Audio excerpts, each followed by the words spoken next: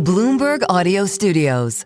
Podcasts, radio, news. You make your luck on foreign exchange. You have Win Thin with us today, who studied with Robert Mundell at Columbia University years ago, is wonderful. You do even better if on a historic day like this, Abby Joseph Cohen decides to join us.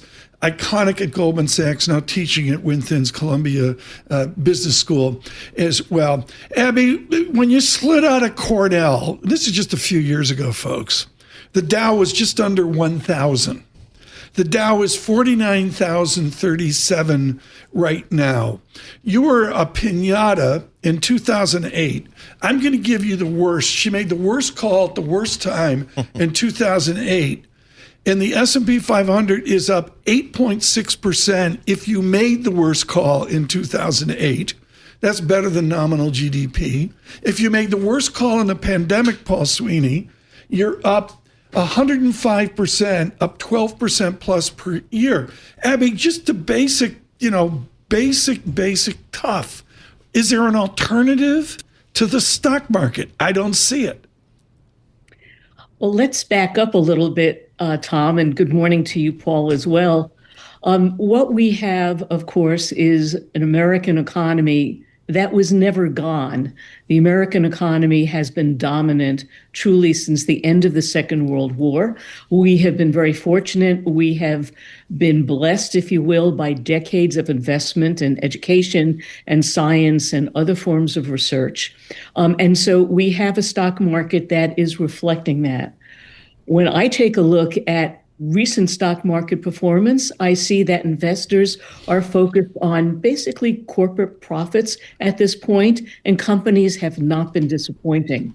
Here's the question, I think, for investors, and that is, with valuations at current levels, is there any room to hide if there are disappointments? And that, to me, is an issue not just for traders, but also for long-term investors. So, Abby, how do you think what's the valuation discussion we should be having about this market? Because a lot of folks are citing high valuations, but it seems like the earnings are out there to support them. How do you think about it? The earnings clearly appear to be out there, which is great. I'm very pleased about that. I don't see a recession coming in the U.S. this year. Also great news.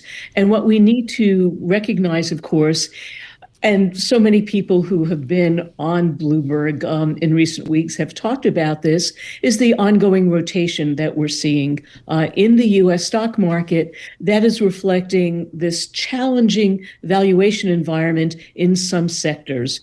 And I think that's a healthy discussion to have. We do see that some sectors that have been laggards have been moving ahead. And we also see that some markets outside the United States have also been performing better. One of the big question marks out there, of course, is the dollar. Right now, we have investors who are basically saying they're focusing on corporate profits, they're focusing on cash flow. The intermediate and long-term picture, however, to me looks somewhat cloudier, particularly with this valuation overhang in some sectors. Paul Sweeney, Abby Joseph Cohen's iconic financial analyst journals paper was on Aristotle. She studied with Aristotle in her intern program at Goldman Sachs years ago. And I look, Abby, and I want you to talk to people about the historical moment we're in. I'm not going to bore you. You know where we are. Gold, 5,300. We've got dollar. I got a president tell me I want weak dollar policy. Let's be kind. It's a neo-mercantilist policy. Do you perceive the presidency of Donald Trump is a one-off for financial markets? Or is there a new reality here we have to adapt to? Well, I'd like to correct you, if I may. I didn't study with Aristotle. It was Sophocles. Okay, that's good. Don't drink the beverage. But there you have it. I'll stay away from that as well. We have a situation right now where I think that investors, and especially traders, are really focused on the very short term. What's the profit picture? Is the Fed going to adjust short-term interest rates and so on? And we have, nevertheless, a broader policy mix which is not necessarily all that favorable on a long-term basis. So, for example, the trade policies which have been implemented, all other things being equal, notice I use the ceteris paribus in there, but all other things being equal, the trade policy we have pushes inflation higher, not lower. The fiscal policy we have right now will stimulate economic growth in 2026 through the depreciation allowances, through the extra checks that middle income families will be receiving. But all other things being equal, that too pushes up inflation, as does the weaker dollar.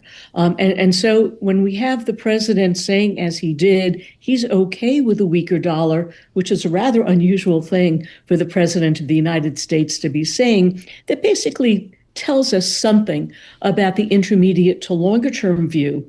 Because keep in mind, the Fed, whatever it decides to do today, the Fed controls only the Fed funds rate, only the very short term rate, only the rate that banks borrow at. The rate of borrowing for everyone else in the economy is done further out along the yield curve. And that could be problematic because all of these other pressures suggest that those interest rates have moved higher. Now, what's also fascinating to me is that the administration is talking about a number of steps that others would view as economic or market interference. For example, telling banks what credit card rates they should be charging. Here we go. She's touching the third rail. Are you teaching that? And also the discussion in terms of controls on the mortgage markets. This is something that we've not seen in a very long time. Right. Abby Joseph Cohen with us. We continue with Abby Joseph Cohen, Columbia Business. Can you see her with a piece of chalk in her hand talking about dropping credit card rates from 29% down to 10%? See what the Columbia students think Paul about Sweeney that. with Abby Joseph Cohen. Abby, what will you be listening for today from Fed Chairman Jay Powell? This will be his last appearance here. What will you be listening for? Because like everyone else, I'll be looking at the statement which is issued, and also obviously in the press conference. I don't expect him to directly address the issues having to do with the allegations that have been made. I look, Abby, at the state of the market. We began with a historical perspective in this moment this morning of 7,000. Right now, 6,995 on SPX. There's an entire industry which is basically saying to Americans, we know you're afraid. You have to be in the equity markets. Let us give you some form of hedged return where we give away a larger capital gain. Is that a sound investment approach? Or does Abby Joseph Cohen just say, buy the next marginal share of NVIDIA? When I advise individual investors, endowments, others, I'm always taking the intermediate to longer term view. I'm not looking at short-term decision making. And so from that standpoint, Tom, as you know, I have been an enthusiast for the U.S. economy. I think that the United States economy will continue to grow. There will always be hiccups. I am concerned about some of the policy decisions that have been taken right now. I am concerned about the dollar. But I also know when we apply our CFA tools in terms of relative valuations and so on, there are some opportunities now outside the United States. Last year, I spoke about the Japanese market, the South Korean market. And to that, this year, I would add the Indian market.